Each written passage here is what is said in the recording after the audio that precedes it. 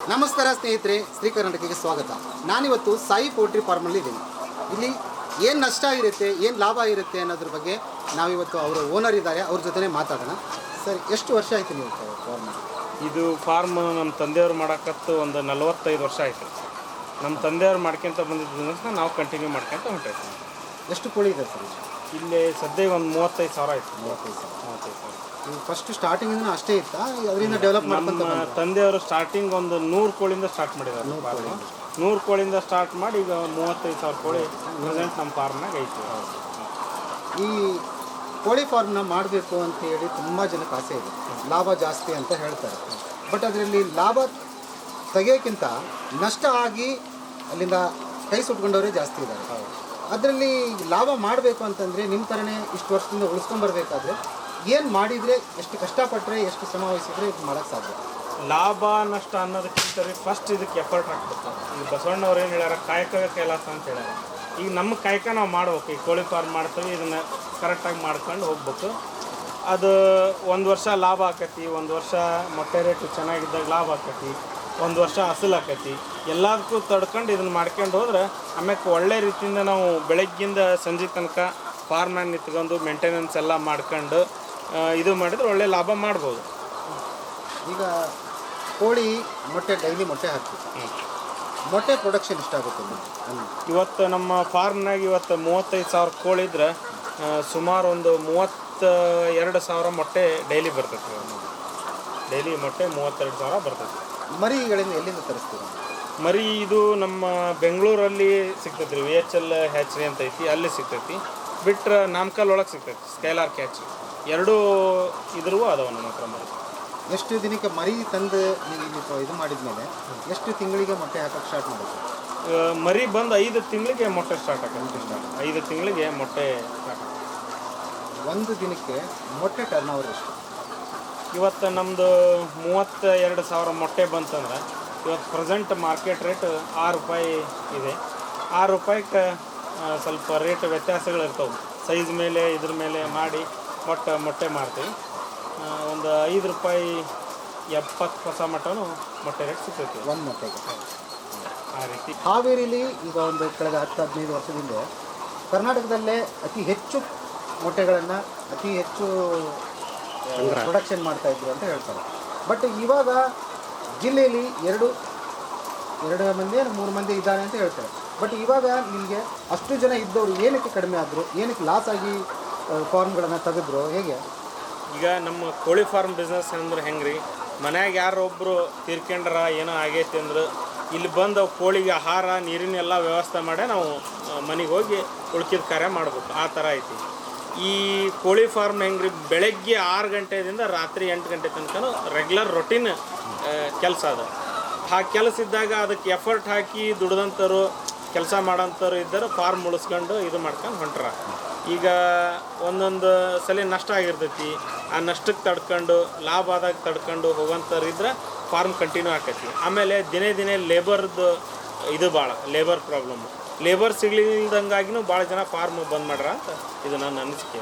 ಹೊಸದಾಗಿ ಮಾಡಬೇಕು, ಕೋಳಿ ಫಾರ್ಮ್ ಮಾಡಬೇಕು, ನಾನು ಲಾಭ ಪಡಿಬೇಕು ಅನ್ನೋರು ಹೊಸದಾಗಿ ಮಾಡೋಂಥವ್ರಿಗೆ ಏನು ಹೇಳೋಕ್ಕೆ ಇಷ್ಟಪಡ್ತೀನಿ? ಈಗ ಹೊಸದಾಗಿ ಮಾಡೋಂಥವ್ರಿಗೆ ಏನು ನಮ್ಮ ಇದು ಅಂದ್ರೆ ಅನುಭವದ ಮಾತಂದ್ರೆ ಕಷ್ಟಪಟ್ಟು ದುಡಿಬೇಕು ಫಾರ್ಮ್ನಲ್ಲಿ. ಲೇಬರ್ ಬರಲಿ, ಇವತ್ತು ಲೇಬರ್ ಬರಲಿಲ್ಲ ಅಂದ್ರೆ ನಾವೇ ನಡ್ಸ್ಕೊಂಡು ಹೋಗ್ತೇವೆ ಅನ್ನೋದೊಂದು ಇದು ಇತ್ತಂದ್ರೆ ಫಾರ್ಮ್ ಸಕ್ಸಸ್ ಮಾಡ್ಬೋದು. ಕಷ್ಟಪಟ್ಟು ದುಡಿಬೇಕು. ಒಟ್ಟು ಲಾಭ ಇದೆ ಕೋಳಿ ಫಾರ್ಮ್ ಮಾಡೋದ್ರಿಂದ, ಲಾಭ ಐತಿ. ಅದ್ರ ತಕ್ಕಂಗೆ ಕಷ್ಟಪಡಬೇಕು. ಆಮ್ಯಾಕೆ ನಷ್ಟ ಆದಾಗ ತಡ್ಕೊಂಡು ಮತ್ತು ಮುಂದಿನ ಸಲ ನಮಗೆ ಲಾಭ ಆಕತ್ತೆ ಅನ್ನೋ ನಿರೀಕ್ಷೆ ಇಟ್ಕೊಂಡು ಹೋದ್ರೆ ಲಾಭ. ಕೋಳಿ ತಂದಿದ್ದೀರಿ, ಇದರಲ್ಲಿ ಬಿಸಿಲಿನ ಹೊಡೆತಕ್ಕೆ ಈ ವರ್ಷ ತುಂಬ ಬಿಸಿಲಿನ ಹೊಡೆತಕ್ಕೆ ಕೋಳಿ ಸಾಯ್ತವೆ. ಈ ಸತ್ತರೆ ನಷ್ಟ ಎಷ್ಟಿರುತ್ತೆ ಇದರಿಂದ? ಇದಕ್ಕೆ ಕೋಳಿ ಸಾಯೋದಕ್ಕೆ ಏನು ರೀಸನ್? ಇಲ್ಲ, ಈ ವರ್ಷದಕ್ಕಿಂತ ಈ ವರ್ಷ ಬಿಸಿಲು ಜಾಸ್ತಿ. ಮ್ಯಾಗ ಶೆಡ್ ಮ್ಯಾಗ ಸ್ಪ್ರಿಂಕ್ಲರ್ ಹಾಕ್ತೇವೆ, ವಾತಾವರಣ ಸ್ವಲ್ಪ ಕೋಲ್ಡ್ ಆಕೈತಿ. ಒಂದು 2-3% ಇದನ್ನು ಟೆಂಪ್ರೇಚರ್ ಕಡಿಮೆ ಮಾಡ್ತೀವಿ. ಆಮ್ಯಾಕೆ ಬೆಳಗ್ಗೆ 4 ಗಂಟೆ 4:15 ಬಂದು ಫೀಡಿಂಗ್ ಮಾಡ್ತೀವಿ.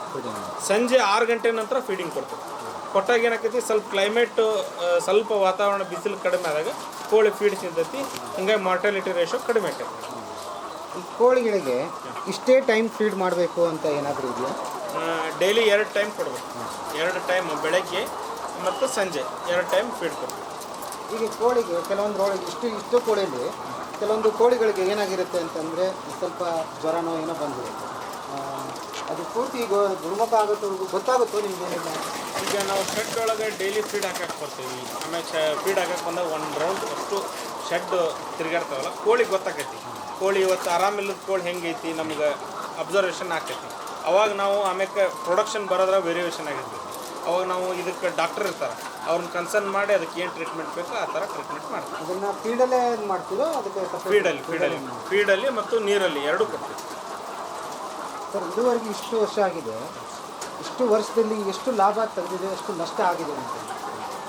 ಲಾಭ ಆಗೈತಿ, ನಷ್ಟನೂ ಎರಡೂ ಆಗೈತಿ. ಈಗ ನಷ್ಟ ಅಂದರೆ ಈ ಬರ್ಡ್ ಫ್ಲೂ ಎಲ್ಲ ಬಂದಾಗ ಅವಾಗ ಮೊಟ್ಟೆ ಇದಾಗಲಿಲ್ಲ. ಲಾಕ್ಡೌನ್ ಟೈಮ್ನಾಗೂ ಮೊಟ್ಟೆ ಖರ್ಚಾಗಲಿಲ್ಲ, ಅವಾಗೆಲ್ಲ ಸಿಕ್ಕಾಪಟ್ಟೆ ಸ್ವಲ್ಪ ನಷ್ಟ ಆಗೈತಿ. ಈಗ ಒಂದು 6 ತಿಂಗಳ ವರ್ಷ ಆಯಿತು, ಮೊಟ್ಟೆ ರೇಟು ಪರವಾಗಿಲ್ಲ, ಚೆನ್ನಾಗೈತಿ.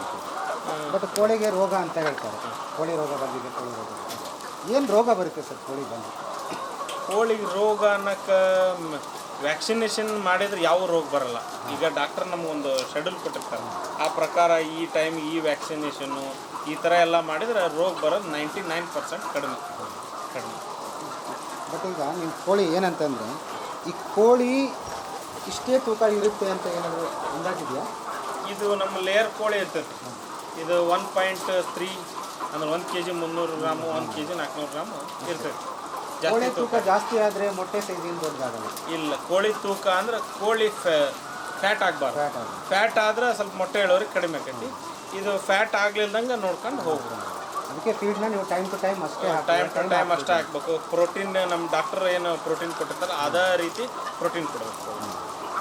ಸರಿ, ಬೆಳಗ್ಗೆ ಬರ್ತೀರಾ, ಬೆಳಗ್ಗೆ ಏನೇ ಕಷ್ಟ ಇದ್ದರೂ ಬಿಟ್ಟು ಬರಲೇಬೇಕು, ಒಂದು ಫಾರ್ಮ್ ಮಾಡ್ಕೊಂಡಿದ್ದೀವಿ ಅಂತಂದು ಬರ್ತೀರಾ. ಬೆಳಗ್ಗೆ ಬಂದಾಗಿಂದ ನಿಮ್ಮ ಸಂಜೆವರೆಗೂ ಏನು ರೊಟೀನಲ್ಲಿ ಕೆಲಸ ಇರುತ್ತೆ ನಿಮಗೆ? ಬೆಳಗ್ಗೆ 6 ಗಂಟೆ 5:30 ಹಿಂಗೆ ಬರ್ತೀವಿ. ಬಂದು ಫೀಡ್ ಎಲ್ಲ ಗಾಡಿಗೆ ಲೋಡ್ ಮಾಡಿ ನಿಂದಿರ್ಸಿರ್ತಾರೆ, ಅಂದರೆ ಆಟೋಮೆಟಿಕ್ ಫೀಡ್ ಇರ್ತಾವೆ. ಬೆಳಗ್ಗೆ ಒಂದು ಸರ್ತಿ ಬಂದು 2 ಸರ್ತಿ ಫೀಡ್ ದುಡ್ತೀವಿ. ಬೆಳಗ್ಗೆ 2 ಸರ್ತಿ ಫೀಡ್ ದುಡ್ತೀವಿ. ಹೊಳ್ಳಿ 9 ಗಂಟೆ ಮೇಲೆ ಏನೈತಲ್ಲ ಮೊಟ್ಟೆ ಆರಿಸೋದು, ಆಮೇಲೆ ಕೋಳಿಗೆ ಏನು ಫೀಡ್ ರೆಡಿ ಮಾಡ್ಬೇಕಲ್ಲ, ಈಗ ನಾಳೆಗೆ ಫೀಡ್ ಹಾಕಕ್ಕೆ ಫೀಡ್ ರೆಡಿ ಮಾಡ್ಕೊಳೋದು, ಅದನ್ನು ಮಾಡಿ ಎಲ್ಲ ಫೀಡ್ ತುಂಬಿಸ್ತೇವೆ. ಮತ್ತು ಸಂಜೆ ತನಕ ಮೊಟ್ಟೆ ಆರಿಸ್ತಾರೆ. ಮೊಟ್ಟೆ ಎಲ್ಲ ತೆಗೆದ್ಮೇಲೆ ಮತ್ತು ಸಂಜೆ ಒಂದು ಸರ್ತಿ ಫೀಡ್ ದೂಡಿ ಅವತ್ತು ಕೆಲಸ ಮುಗಿಸ್ತೇವೆ. ಒಂದು ತಿಂಗಳಿಗೆ ಎಷ್ಟು ಕ್ವಿಂಟಲ್ ಫೀಡ್ ಹೋಗುತ್ತೆ? ಒಂದು ದಿವಸಕ್ಕೆ ಒಂದು ಕೋಳಿ 110 ಗ್ರಾಮ್ ಫೀಡ್ ತಿಂತೀವಿ. ಅದು ಲೆಕ್ಕಾಚಾರ ಮಾಡಿ ಹಾಕಿ? ಹೌದು, ಅಷ್ಟು ಲೆಕ್ಕಾಚಾರ ಮಾಡಿ ಫೀಡ್ ಕೊಡ್ತೀವಿ. ಈ ಫೀಡ್ ಖಾಲಿ ಆಗಲಿವರೆಗೂ ಇಲ್ಲಿ ಫೀಡ್ಗಳನ್ನು ಹಾಕಲ್ವಾ ನೀವು? ಫೀಡ್ 110 ಗ್ರಾಮ್ ಕೊಟ್ಟಾಗ ಈಗ ಬೆಳಗ್ಗೆ ಒಂದು ಸರ್ತಿ ಫೀಡ್ ಹಾಕಿರ್ತಾವಲ್ಲ, ಸಂಜೆ ಅನ್ನೋಷ್ಟೊತ್ತಿಗೆ ಫೀಡ್ ಖಾಲಿ ಹಾಕಿರ್ತೀವಿ. ಮತ್ತು ಸಂಜೆ ಹಾಕಿದ್ರೆ ಮಾರ್ನಿಂಗ್ ಅನ್ನೋಷ್ಟೊತ್ತಿಗೆ ಫೀಡ್ ಖಾಲಿ ಹಾಕಿರ್ತೀವಿ. ನಿಮ್ಮ ಈ ಶೆಡ್ಡಲ್ಲಿ ಎಷ್ಟು ಶೆಡ್ ಇದೆ? ಈ ಶೆಡ್ಡಲ್ಲಿ ಎಷ್ಟು ಜನ ಕೆಲಸಗಾರಿದ್ದಾರೆ ಒಟ್ಟು? ಈಗ ಪ್ರೆಸೆಂಟ್ ಒಂದು 3 ಶೆಡ್ ಇದ್ದಾವೆ. 3 ಶೆಡ್ ಒಳಗೆ 35,000 ಕೋಳಿ ಪ್ರೆಸೆಂಟ್ ಐತಿ. ಒಂದು 12ರಿಂದ 14 ಜನ ಲೇಬರ್ಸ್ ಕೆಲಸ ಮಾಡ್ತಾರೆ ಡೈಲಿ. 12 ಜನ ಮಾಡ್ತಾರೆ. ಈಗ ಹೊಸ ಶೆಡ್ ಮಾಡ್ತಾ ಇದ್ದೀವಿ, ಆ ಶೆಡ್ಡಿಗೆ ಏನು ಇನ್ವೆಸ್ಟ್ಮೆಂಟ್ ಮಾಡ್ತೀವಿ? ಎಷ್ಟು ಇನ್ವೆಸ್ಟ್ಮೆಂಟ್ ಆಗುತ್ತೆ ಒಂದು ಶೆಡ್ ಮಾಡಬೇಕಂದ್ರೆ? ಅಂದರೆ ಈಗ ನಮ್ಮ ಕ್ಯಾಲ್ಕುಲೇಷನ್ ಪ್ರಕಾರ ಒಂದು ಬರ್ಡ್ ಶೆಡ್ಡಿಂದ ಹಿಡಿದು ಎಲ್ಲ ರೆಡಿ ಮಾಡೋಕ್ಕೆ 800ರಿಂದ 900 ರೂಪಾಯಿ ಖರ್ಚು ಬರ್ಬೋದು ಅಂತ ನಮ್ಮ ಕ್ಯಾಲ್ಕುಲೇಷನ್. 800ರಿಂದ 900 ರೂಪಾಯಿ ಒಂದು ಪರ್ ಬರ್ಡ್. ಅಂದರೆ ಕೇಜಸ್ ಬಂತು, ಕೋಳಿ ಮೊಟ್ಟೆ ಇಡೋ ತನಕನೂ ಖರ್ಚು ಅದು 800ರಿಂದ 900 ರೂಪಾಯಿ ಬರ್ತದೆ. ಶೆಡ್ ರೆಡಿ ಮಾಡೋಕ್ಕೆ ಏನು ಇನ್ವೆಸ್ಟ್ಮೆಂಟ್ ಆಗುತ್ತೆ? ಎಷ್ಟು ಆಗ್ಬೋದು? ಈಗ ಅದು ಈಗ ಸದ್ಯ ಕನ್ಸ್ಟ್ರಕ್ಷನ್ ನಡೀತಾ ಇರೋದು 15,000 ಕೋಳಿದು. ಶೆಡ್ಡು ಒಳಗೆ ಕೇಜಸ್ ಸೇರಿ ಒಂದು 40 ಲಕ್ಷ 45 ಲಕ್ಷ ಖರ್ಚು ಬರ್ಬೋದು.